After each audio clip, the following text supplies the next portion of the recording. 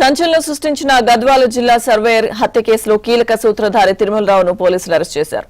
తేజేశ్వర్ హత్య తర్వాత హైదరాబాద్ వచ్చి ఫ్రెండ్ ఇంట్లో తలదాచుకున్న తిరుమలరావును గద్వాల పోలీసులు అరెస్ట్ చేశారు. ఇప్పటికే తేజేశ్వర్ భార్య, అత్త, సుపారి ముఠాను పోలీసులు అరెస్ట్ చేశారు. పూర్తి అప్డేట్స్ మా ప్రతినిధి బసవరాజ్ లైవ్ లో అందిస్తారు.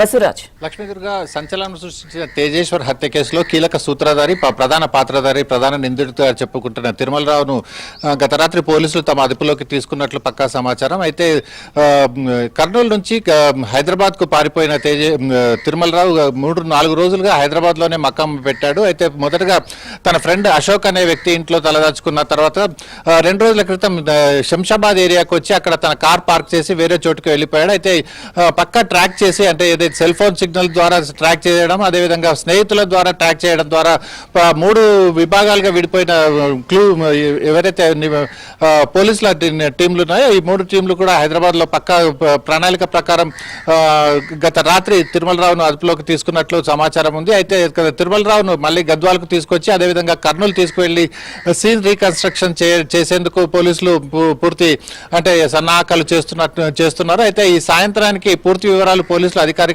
వెల్లడించారని చెప్పి సమాచారం ఉన్నప్పటికీ తిరుమలరావు ఏదైతే పక్కా పెద్ద ఎత్తున ప్రణాళిక రచించారని చెప్పొచ్చు. తేజేశ్వర్ హత్య చేసిన అనంతరం ఐశ్వర్యను తీసుకుని లడాక్ వెళ్లేందుకు పూర్తి సిద్ధం చేసుకున్నాడు. అయితే లడాక్ వెళ్లి అక్కడనే